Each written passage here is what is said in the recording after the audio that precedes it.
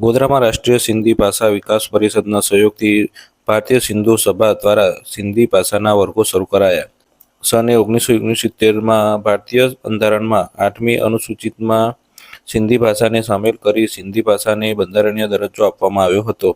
ત્યારબાદ કેન્દ્ર સરકારના શિક્ષણ વિભાગ હેઠળ તારીખ 26મી મે 1994થી સિંધી ભાષામાં વિકાસ, પ્રચાર, પ્રસાર અને સિંધી ભાષાને પ્રોત્સાહન આપવા રાષ્ટ્રીય સિંધી ભાષા વિકાસ પરિષદની રચના કરવામાં આવી હતી.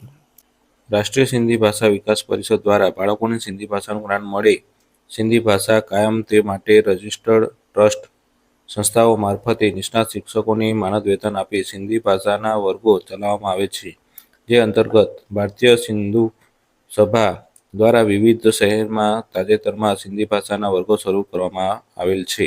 ભારતીય સિંધુ સભા ગોધરા શાખા દ્વારા ગોધરા શહેરમાં કુલ 11 વર્ગો એક સાથે શરૂ કરવાનો ઉદ્ઘાટન કાર્યક્રમ શ્રી વરુણદેવ ધર્મશાળા, બહારપુરા રોડ ખાતે રાખવામાં આવ્યો હતો.